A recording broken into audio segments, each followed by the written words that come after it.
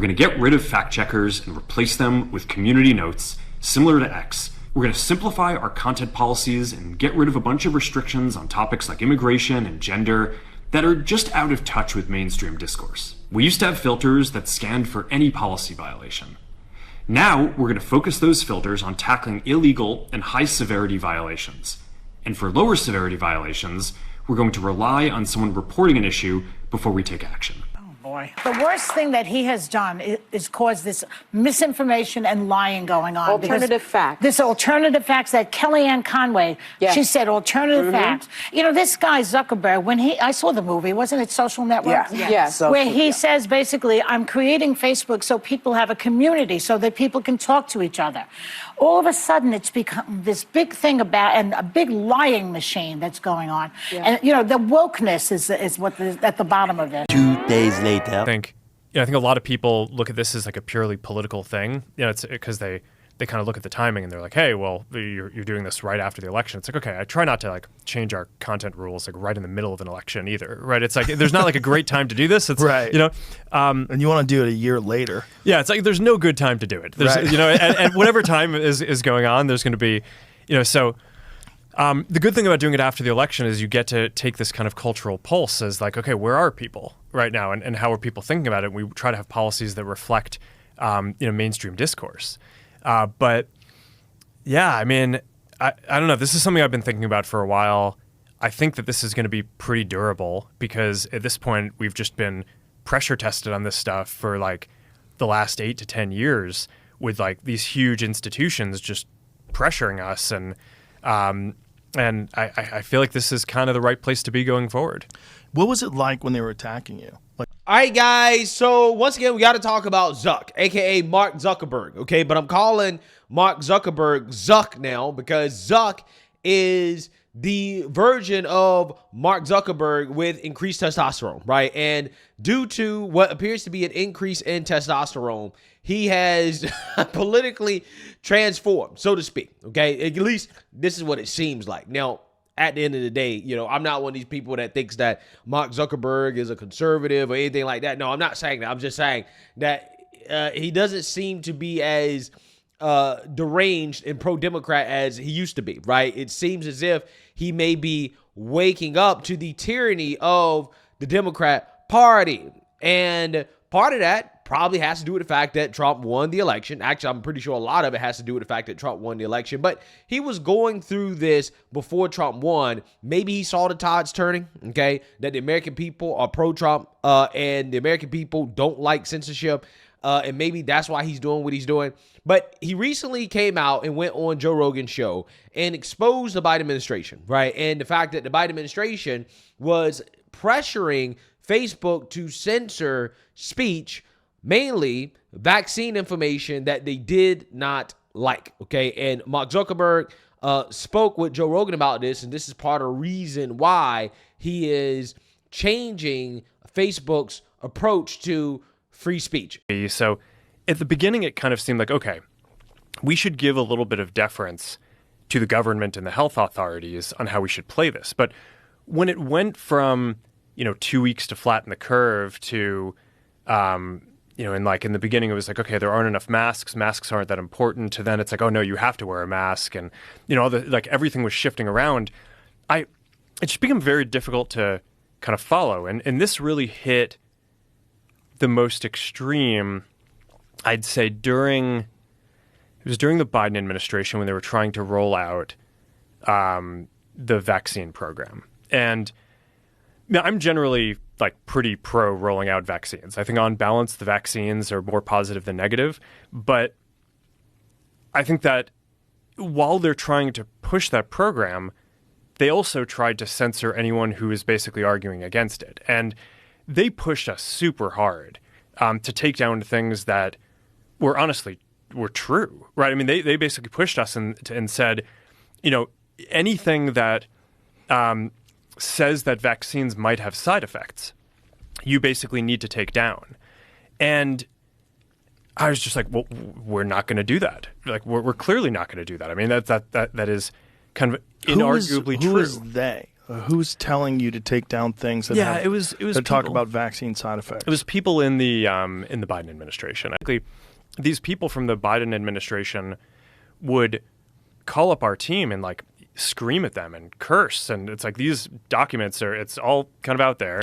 Did you record any of those phone calls? I don't think we but I think I want to listen. I mean, there are emails. the emails are published. It's all kind of out there, and they're like, and basically it just got to this point where we were like, no, we're not gonna take down things that are true. That's ridiculous. They wanted us to take down this meme of Leonardo DiCaprio looking at a TV talking about how 10 years from now or something, you're going to see an ad that says, okay, if you took a COVID vaccine, you're eligible for, for this kind of payment, like this sort of like class action lawsuit type meme. And they're like, no, you have to take that down. And we just said, no, we're not going to take down humor and satire. We're not going to take down things that are true. And then at some point, I guess, I don't know, it flipped a bit. I mean, Biden, when he gave some statement at some point, I don't know if it was a press conference or to some journalists, where he basically was like, these guys are killing people. And I don't know, then like all these different agencies and branches of government basically just like started investigating, coming after our company. It was brutal. Yeah, so you say that, you heard that. Apparently, the Biden administration called up Zuck and started kicking and screaming and crying in his ear. Please censor this meme. We don't like it. We don't like COVID misinformation. Right-wing extremists. We don't like it. Yeah, that's apparently what they were doing, right? This is how they would pressure big tech CEOs to censor things that they disagree with, okay? Extremely authoritarian, right? That is the modern day Democrat Party and the Biden administration, okay? If they don't like something, instead of debating it in the public, okay, engaging in the battle of ideas, no, just censor it, right? We don't like it, therefore you must censor it, okay? And it must be worth noting that although I do appreciate Zuck's alleged transformation, I gotta say that I'm not sure if I can forgive Zuck, because I don't think it's enough to just say, okay, well, we're going to not censor anymore. We're going to get rid of DI, right? Facebook just announced that they're getting rid of their DI stuff. So they're doing that. They're moving on from that. I think that Zuck should probably pay out some reparations, okay? This is probably the first time on my channel I have ever been in support of reparations, okay? But you have people who were financially harmed by the censorship that occurred on Facebook, right? People were making a living expressing their opinions online, building up an audience just to get censored by Facebook. And now Facebook comes out and they say, okay, well, we were wrong to do that, okay? The Biden administration pressured us to do it.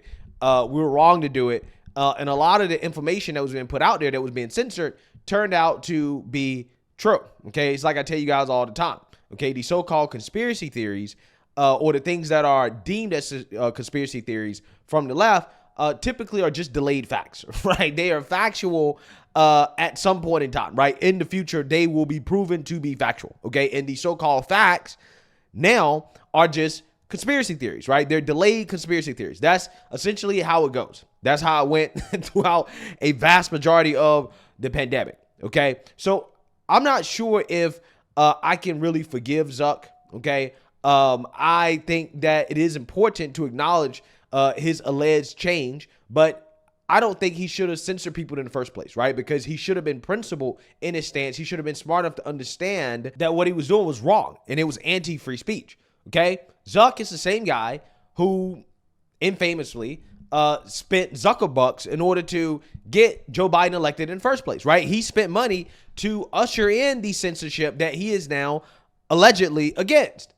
So I personally think that Zuck has to do a whole lot more in order for me to forgive him than to just come out with an apology and to say that, hey, this was wrong, and to get rid of DI and to make his platforms more free speech friendly. Yeah, I appreciate that, but it's not enough. Okay, I think that Zuck needs to financially pay up, right? He needs to pay up to the people that he censored. Okay, and then at that point, I would forgive Zuck 100% and say, okay, Zuck, we're even, okay? But until then, I only can really give him so much credit. I don't know if what he's doing is because he really feels his way, he's had a legitimate change of heart, or he's basically seeing where the wind is blowing politically and saying, okay, well, let me just align with Trump. Let me align with where the people are. Censorship is not popular. Let me get on board with this, right? Because it's good for my bottom line.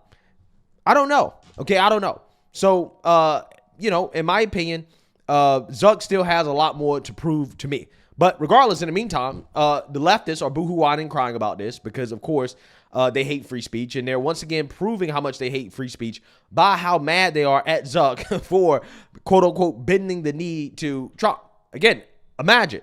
The left is saying that bending the knee to Trump is being pro-free speech. Being pro-free speech is bending the knee to Trump. This is the left. This is the modern-day Democrat Party. Now, what I was saying, there's a difference between free speech and hate speech, and we know that. Free speech, I welcome. I think everyone welcomes. It's your constitutional right.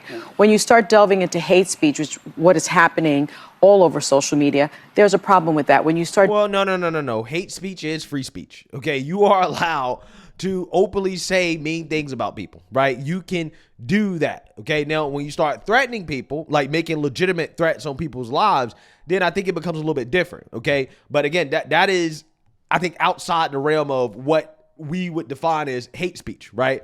Hate speech is free speech. Again, you are allowed to say these things, and I do not think you should be censored for hurting people's feelings.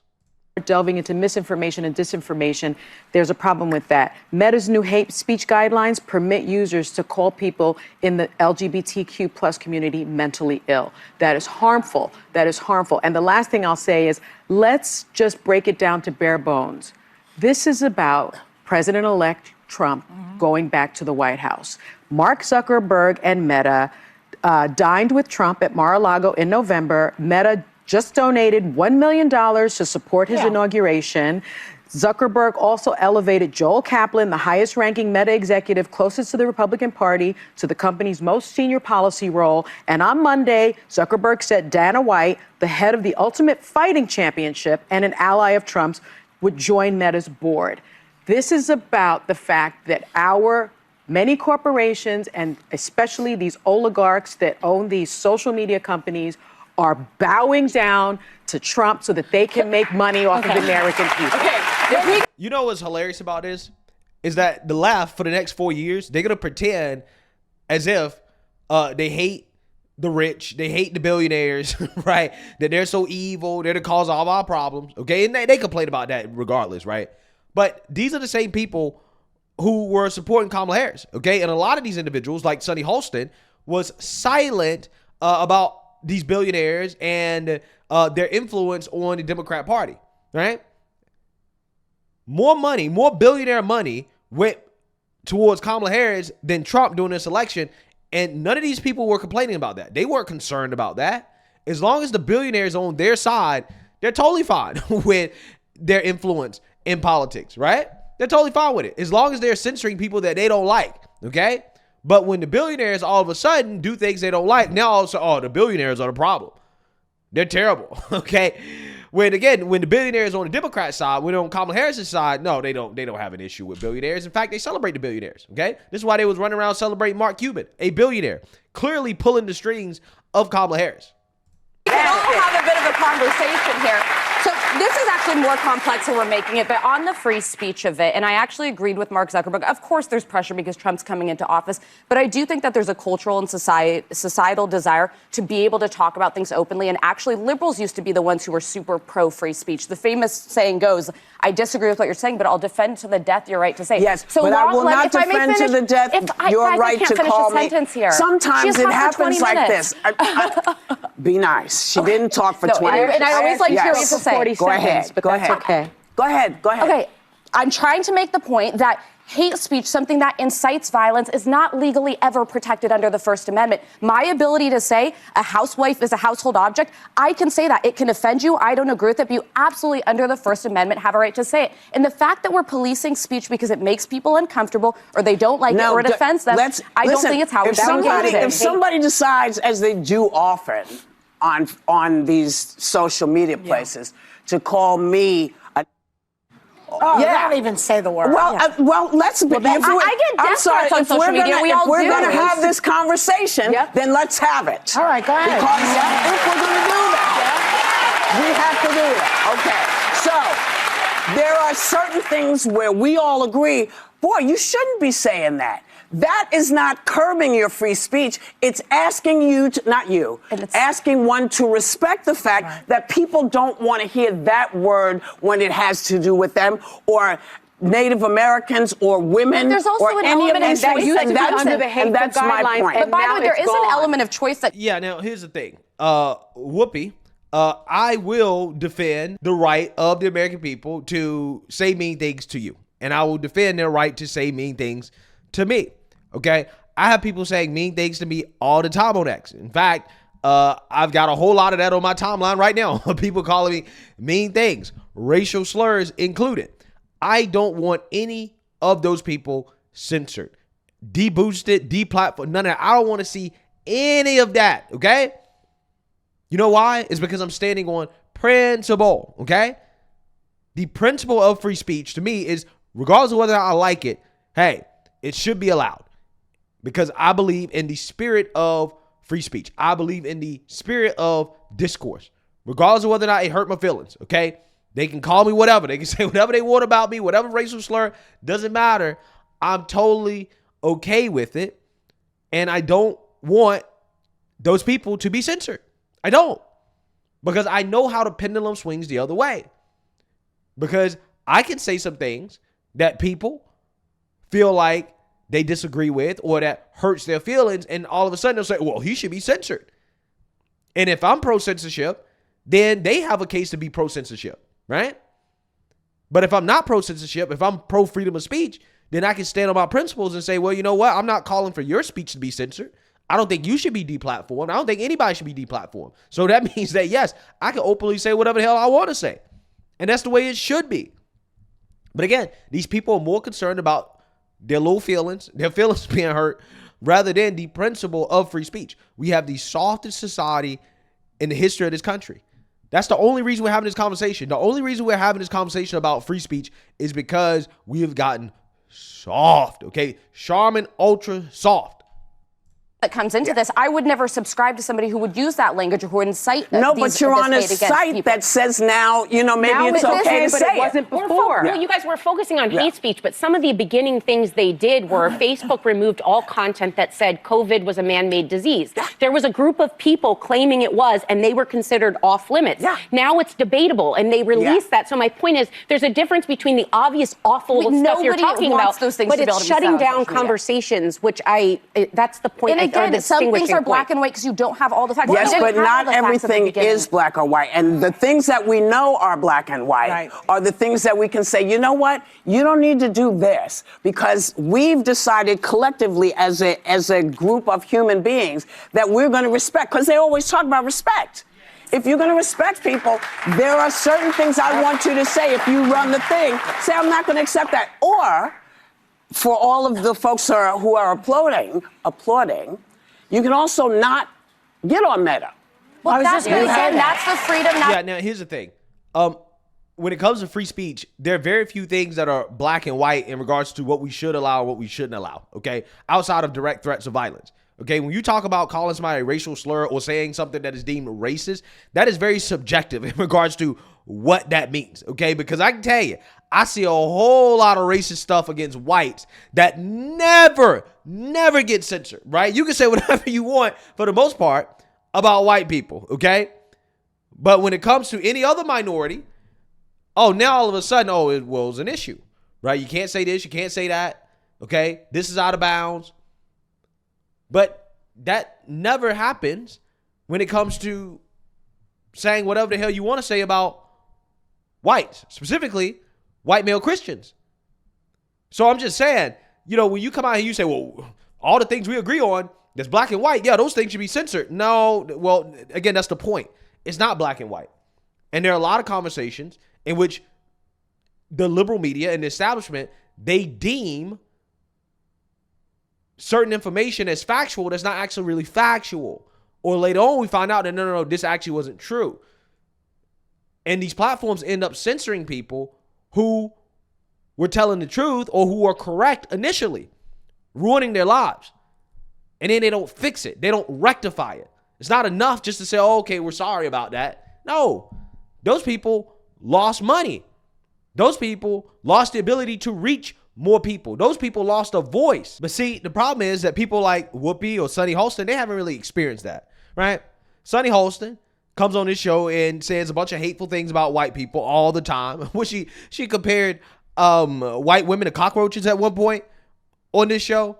Now, again, if ABC had fired her for that and said, no, you're not allowed to say that, I guarantee you she would be changing her tune, right? If all of a sudden she started getting hit with the hate speech accusations. If she was negatively affected by the policies that she wants to see so bad. Again, that's the problem with these Democrats. They have to be negatively affected in order for them to realize that, hey, this is bad, instead of just using their common sense. But again, right now, because they feel like the hate speech censorship is beneficial towards them, they're for it. But when it's not beneficial towards them, they'll change their tune, just like they did on the billionaires. Rather than saying we have to shut down and by the way, what if it's in a rap lyric? What if it's something that's in a comedy sketch? Oftentimes language is used in comedy that's represented on social media. No, you don't hear it. You don't hear it. You don't hear it. They don't like that either. They don't like comedy either. They don't think that you should be able to make jokes about trans people, gays, blacks, women. The only people you should be able to make crude jokes about are whites, right? White men specifically.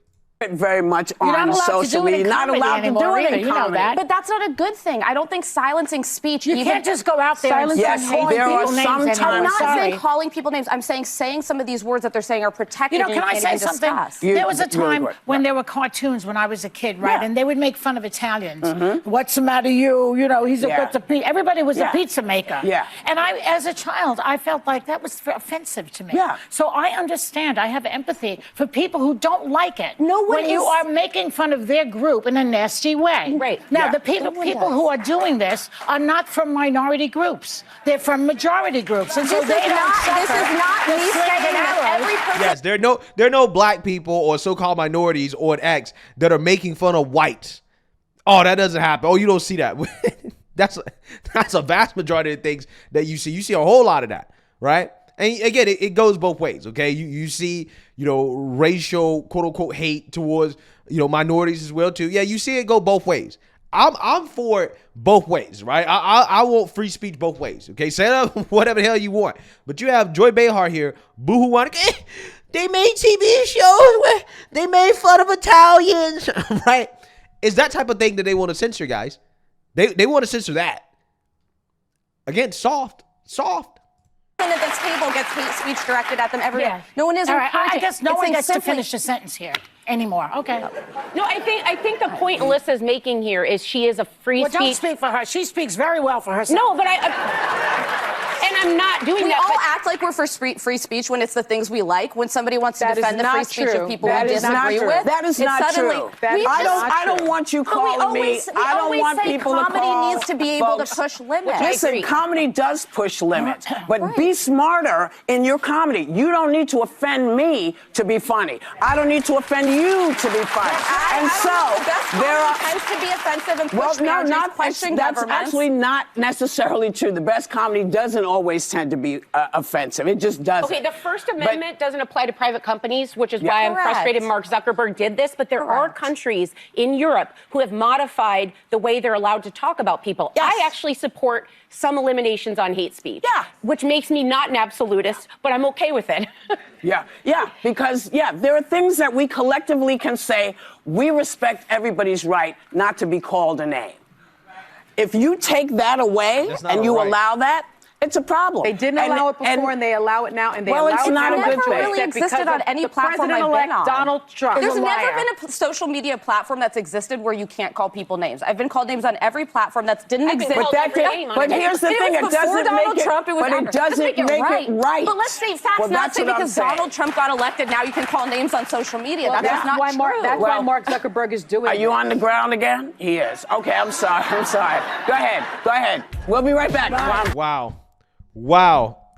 Hey, I hate to say this, and I can't believe I'm saying this, but shout out to Alyssa Farah Griffin for holding her ground, right? On the one issue where I can actually say she is conservative, right? I can actually say that, okay, you're taking a conservative position here, right? Not many positions on The View are conservative from her viewpoint, right? Because she's damn near a liberal at this point. I mean, she is a liberal. Let's be honest. She voted for Kamala Harris. You got to be a liberal to vote for Kamala Harris. But anyways, yeah, I mean, they're saying out loud that, we don't like mean things being said to us. Okay, it is a right. It is a right to not be called mean things, right? That is not a right. In fact, again, the First Amendment basically guarantees that the government will not be arresting people just because you call somebody a mean name, right? These people are anti-First Amendment. They don't believe in your free speech right, and they're just telling you that out loud, right? They're telling you straight up. They're authoritarians when it comes to this issue. So let me know what you guys think. Make sure you like, comment, and subscribe. Most importantly, share a Black conservative perspective. Peace.